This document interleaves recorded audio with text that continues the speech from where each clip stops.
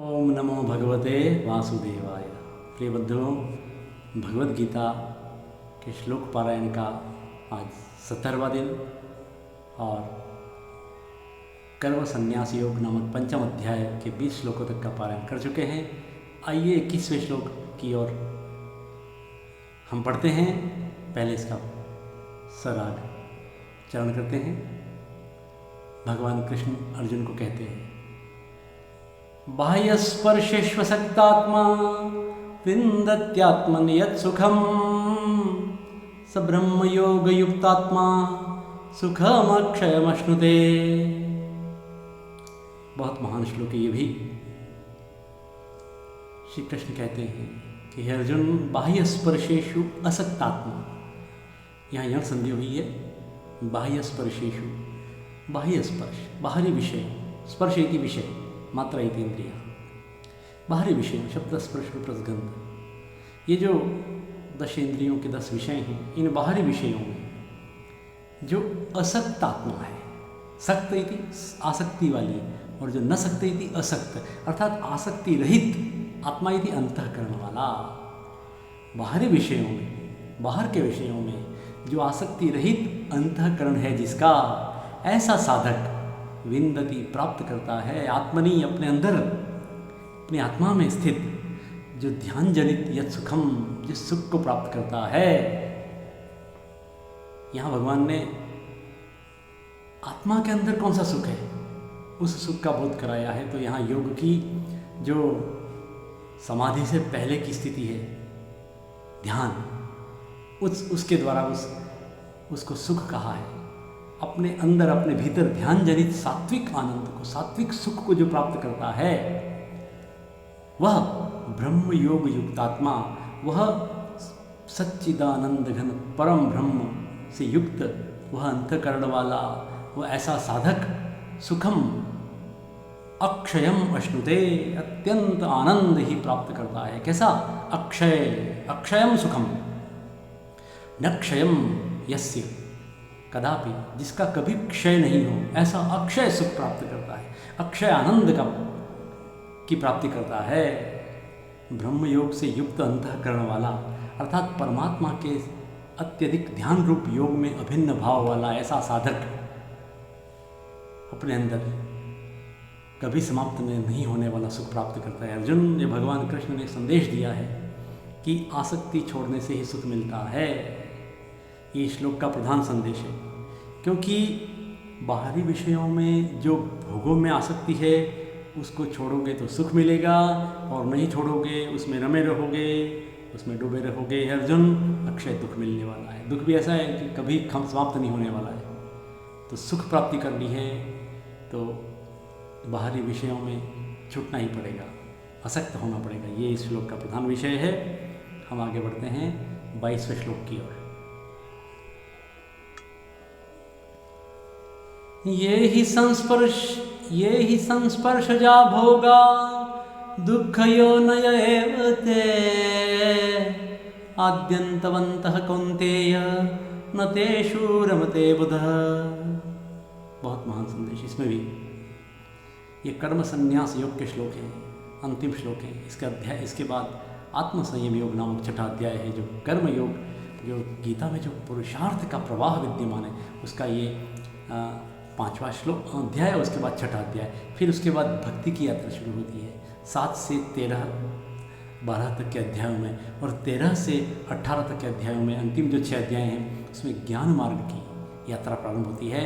तो पहले जो 6 अध्याय हैं वो कर्म पुरुषार्थ करने का महान संदेश देते हैं। भगवान श्री कृष्ण कहते हैं अर्जुन को ही, क्योंकि ये संस्पर्शजा भोगा, अर्जुन, जो संस्पर्श से उत्पन्न होने वाले भोग हैं, संस्पर्श यदि इंद्रिय और उनके विषयों से उत्पन्न होने वाले भोग हैं। हे अर्जुन, ये जो इंद्रिय और उनके विषयों से उत्पन्न होने वाले जो ये सुख भोग हैं, ये दुःख योनय एव ते, ये सभी भोग, ये सभी सुख कैसे हैं? दुःख योनय, ये दुख के योनि कारक हैं, अर्थात दुख प्रदान कराने वाले हैं, दुख की उत्पत्ति के केंद्र हैं, दुख देने वाले हैं, दुख के कारक हैं, दुख के हेतु हैं। और क्या है? आद्यंतवंत, एक होगा तो अद्यंतवान, बहुत सारे हैं क्या अद्यंतवंत, हे अर्जुन ये आद्यंतवंत हैं, अर्थात आदि और अंत वाले हैं, ये आएंगे और जाएंगे, नित्य स्थिति नहीं रहने वाली इनकी, ये अनित्य बने रहते हैं, आते जाते रहते हैं। इसलिए न तेषु रमते बुधः, हे कौन्तेय, हे कुंती पुत्र अर्जुन, बुधः तेषु न रमते, बुद्धिमान, बुध इति विद्वान, ज्ञानी, विवेकी, स्थित प्रज्ञ उन इंद्रियजन्य, इंद्रिय और विषयजन्य भोगों में, सुख भोगों में रमता नहीं है, उसमें डूब नहीं जाता है, ये भाव है इस श्लोक का। तो भगवान कृष्ण अर्जुन को यहाँ एक तरह से कहा है कि ज्ञानी इन सुखों में रमते नहीं हैं, जो अज्ञानी हैं वही रमते हैं और जीवन को, उन सुखों को एक लक्ष्य मान करके अपना महत्वपूर्ण जीवन यापित कर देते हैं, जबकि जीवन का असल लक्ष्य ये नहीं है। आगे पाठ करते हैं पारायण 23वें श्लोक का। शक्नोति हैव यः सोढुं प्राक्शरीर विमोक्षणात् काम क्रोधोद्भवं वेगं स युक्तः स सुखी नरः। शक्नोति इह एव, शक्नोति हैव, यहाँ पहले दीर्घ संधि फिर वृद्धि संधि हो गई, ध्यान देंगे। शक्नोति कर सकता है, करता है, समर्थ हो जाता है, कर सकता है, स्वभाव है, शक्नोति थी। इह यहाँ इस संसार में जो साधक, एवं ही जो साधक इस संसार में सोढुम सहन करने में, प्राक शरीर विमोक्षणात्, अर्थात शरीर का नाश होने से पहले पहले, शरीर विमोक्षणात्, शरीर का नाश होना ही एक दिन, तो शरीर नाश होने से पहले जो साधक, सोढुम का मतलब सहने में, किसको सहने में? काम क्रोधोद्भवम वेगम, काम और क्रोध से उत्पन्न होने वाले वेग को। कितना महान संदेश है इस श्लोक में भी। काम से उत्पन्न होने वाला वेग बड़ा खतरनाक है, इससे ही शरीर आधा तो जल जाता है, नष्ट हो जाता है। इसलिए काम और क्रोध से उद्भूत जो वेग है, उस वेग को सहन कर सकता है कौन? युक्तः, योग में स्थित, परब्रह्म परमात्मा में स्थित, जो कर्मठ योगी है, निष्काम कर्मी है, समत्व योगी है, निश्चयात्मिका बुद्धि से युक्त स्थित प्रज्ञ है, वो काम और क्रोध के से उत्पन्न वेग को सहन कर लेता है।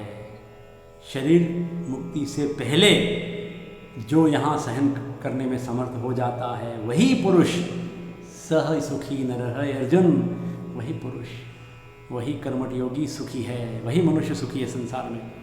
जो इसमें फंस जाता है वो दुखी है, अधिकांश फंस जाते हैं।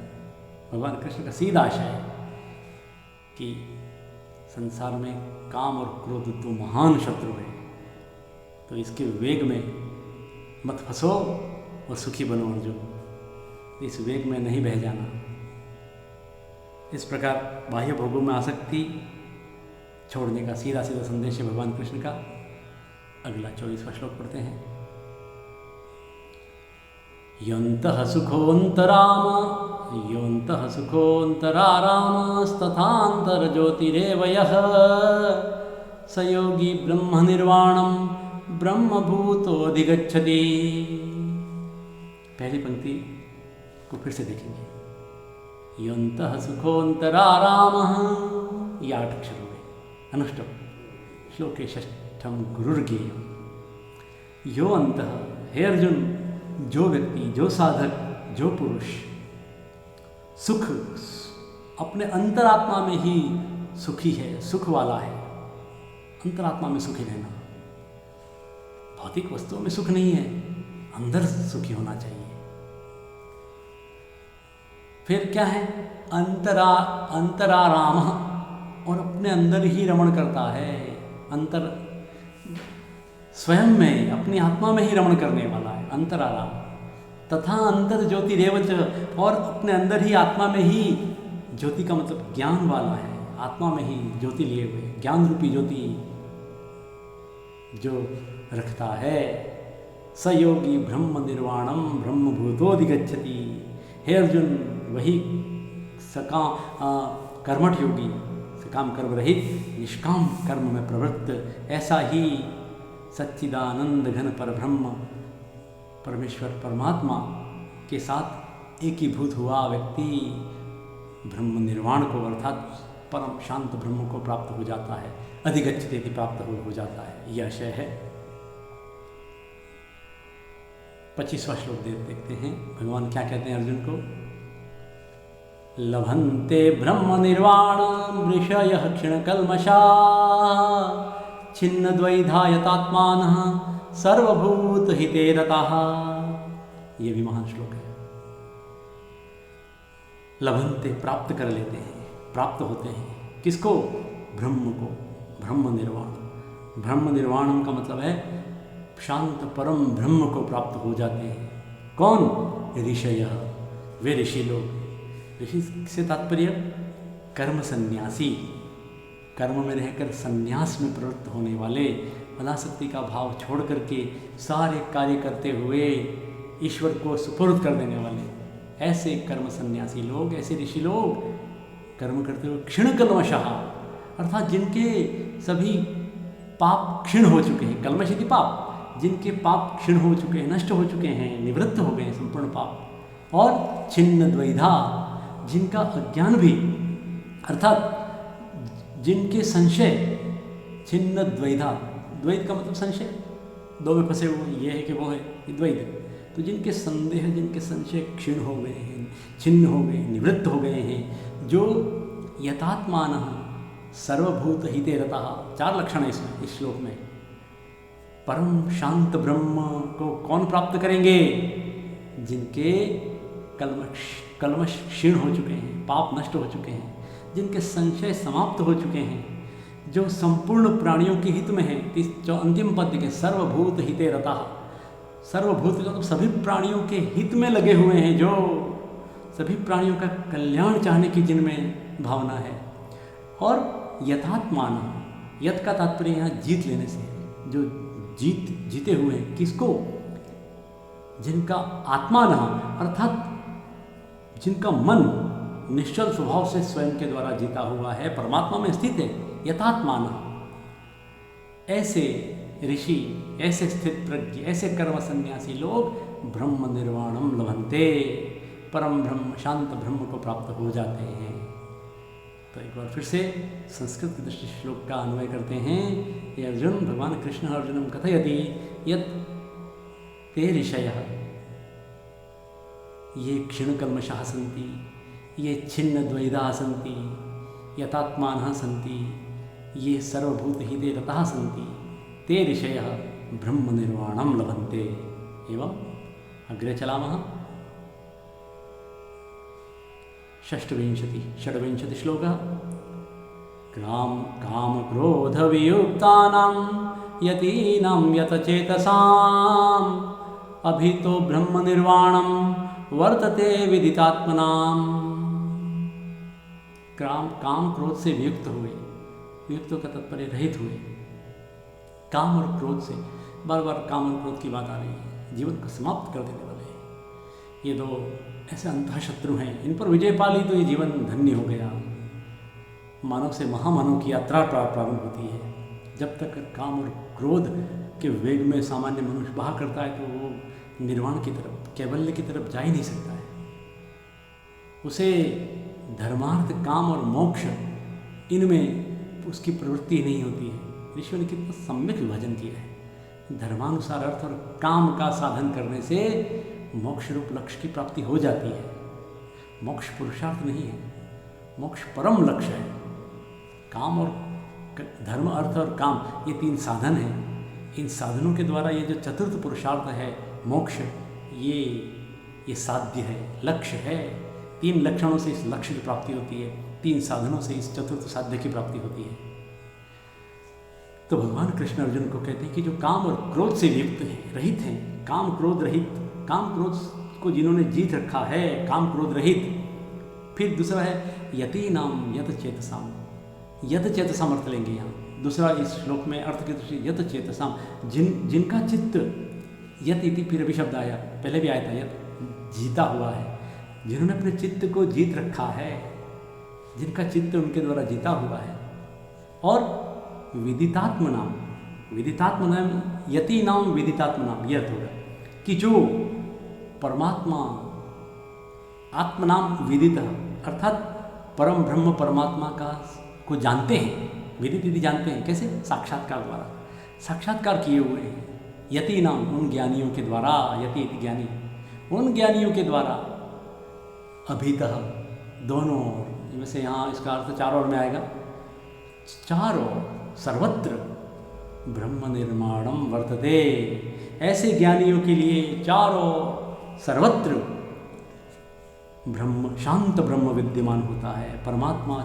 चारों ओर परिपूर्ण है, ऐसे व्रतियों के लिए, ऐसे यतियों के लिए, ऐसे ऋषियों के लिए, ऐसे कर्म संन्यासियों के लिए, ऐसे कर्म योगियों के लिए जिन्होंने काम और क्रोध को छोड़ दिया है, रहित हो गए हैं, जिन्होंने अपने चित्त को जीत लिया है, यत चेतसाम, और जो विदितात्म नाम यति नाम, ऐसे अंत परम ब्रह्म परमात्मा का साक्षात्कार किए हुए ऐसे ऋषियों के लिए चारों ओर शांत ब्रह्म सर्वत्र परिपूर्ण विद्यमान है।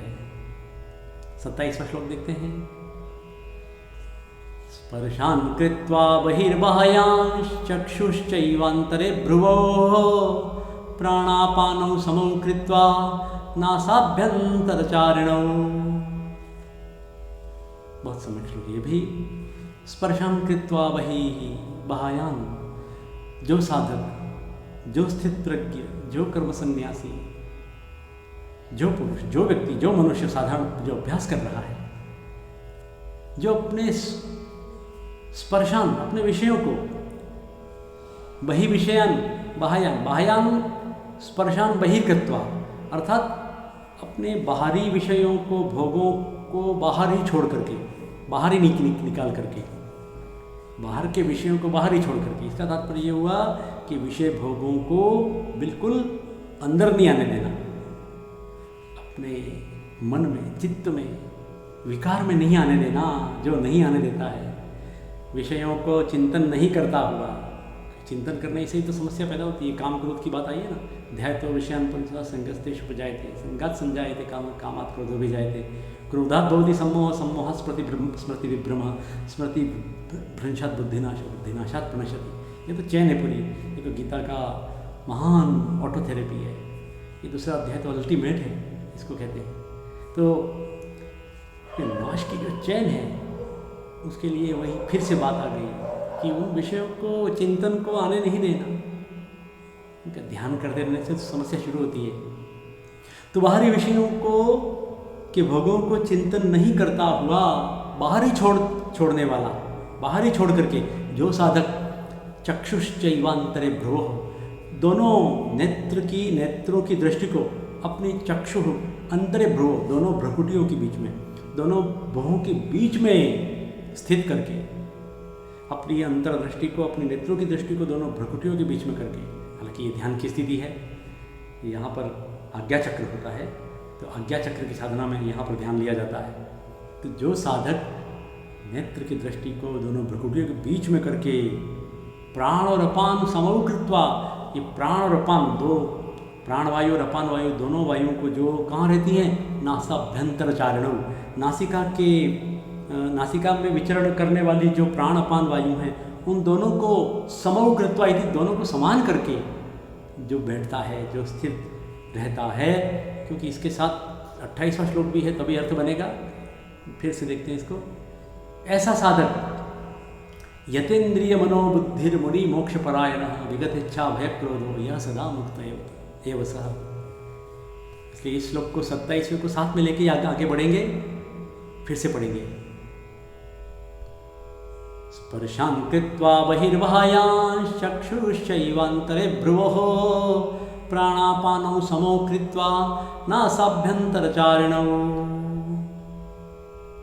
यतेन्द्रिय मनोबुद्धिर्मुनिर्मोक्षपरायणः विगत्यच्छा भयक्रोधो यह सदा मुक्त एव सः। मुनि के लक्षण बताए गए हैं। कौन सा मुनि? मुक्त मुनि। यहाँ पर भगवान कृष्ण अर्जुन को कहते हैं, आगे अगले श्लोक इसी अर्थ की दृष्टि से 28वें श्लोक को पूरा करते हुए, जिसने क्या किया, अपने नेत्र दृष्टि को दोनों भ्रुकुटियों के बीच में करके, प्राणापान को नासिका के अंदर विद्यमान दोनों को स्थिर करके, जो यतेंद्रिय, जो इंद्रियों को जीत करके, मन को जीत करके, बुद्धि को जीत करके, यतेंद्रिय मनोबुद्धि अर्थात इंद्रिय, मन और बुद्धि सबको जीत करके, जीता हुआ ऐसा मुनि जो मोक्ष परायण है, मोक्ष के लिए ही, परायण का मतलब है कि मोक्ष ही जिसका लक्ष्य है, मोक्ष परायण मुनि, जिसने विगत इच्छा भय क्रोध है, जिसने अपनी इच्छा भय और क्रोध को विगत कर दिया है, जा चुके हैं जिसकी इच्छा भय और क्रोध, जैसे वीतराग शब्द होता है ना, वैसे ही विगत इच्छा भय क्रोध, क्रोध रहित, भय रहित, इच्छा रहित, जिसकी इच्छा भय और क्रोध वित हो चुके हैं, विगत हो चुके हैं, ऐसा मुनि यह सदा मुक्त एव स, ऐसा मुनि हमेशा सदैव मुक्त ही है। तो मुनि, कौन मुनि मुक्त है? जिसने अपनी इंद्रियों को, मन को, बुद्धि को जीत लिया है, जो मोक्ष परायण है, मुमुक्षु है। मुमुक्षु पहली अवस्था है साधना की, लेकिन उसकी संपूर्ण क्रियाएं मोक्ष के लिए ही हैं, तो मोक्ष परायण हो गया। ऐसा इच्छा भय क्रोध रहित ऐसा मुनि मुक्त ही है, मुक्त कहलाता है। यह अंतिम श्लोक आ गया पंचम अध्याय का, कर्म संन्यास योग नामक पंचम अध्याय का अंतिम श्लोक। भोक्तारं यज्ञ तपसां सर्वलोक महेश्वरम सुहृदं सर्वभूतानां ज्ञात्वा मां शान्तिमृच्छति। भगवान कृष्ण ने अर्जुन को मुक्त मुनि की परिभाषा बताई है। उसके बाद पुनः कहते हैं कि भोक्तारं यज्ञ तपसां, ये यहाँ भोक्तारं शब्द आया है, भोक्ता भोगने वाला और भोक्तारं भोगने वाले को। यज्ञ तपसां सर्वलोक महेश्वरम सुहृदं सर्वभूतानां ज्ञात्वा मां शान्तिमृच्छति, शांति को प्राप्त करता है। मां मुझको जान करके, माम ज्ञात्वा शान्तिमृच्छति, अर्थ इस तरह से आएगा इसका कि मुझको ऐसा ऐसा जान करके परम शांति को प्राप्त करता है। कैसा कैसा जान करके? तो हम देखेंगे भोक्तारं अर्थात मेरा भक्त मुझको भोगने वाले, मुझको किसको भोगने वाले? यज्ञ तपसां, समस्त यज्ञ और तपों को भोगने वाला मुझे, यज्ञ और तप को भोगने वाले मुझको जान करके परम शांति को प्राप्त करता है।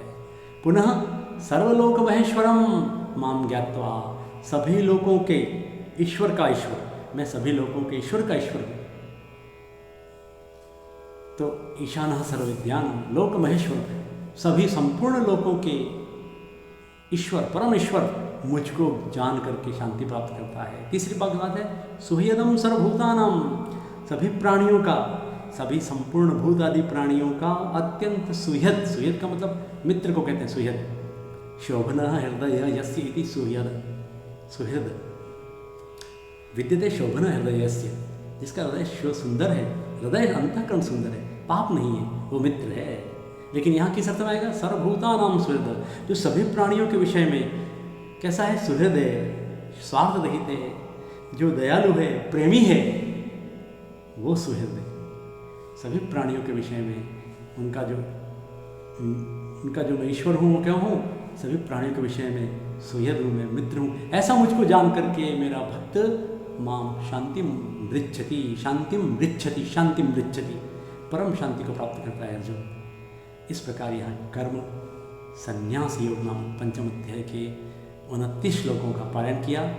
कल से आत्मसंयम योग, जो कर्म योग के जो 6 अध्याय, इसका अंतिम 6ठा अध्याय है। इसमें कुल 47 श्लोक हैं, इनका पारायण करेंगे। और कर्मयोग जो गीता का महान संदेश है, कर्म करने की ऐसी महान शिक्षा भगवान कृष्ण ने अर्जुन को दी है, उसका हम अगले 4 दिनों में उसके पारायण की ओर गति करेंगे। आपसे विनम्र निवेदन कि गीता की श्लोक परंपरा का भी आप संप्रसार करने में मदद करें। ओम जय श्री कृष्ण।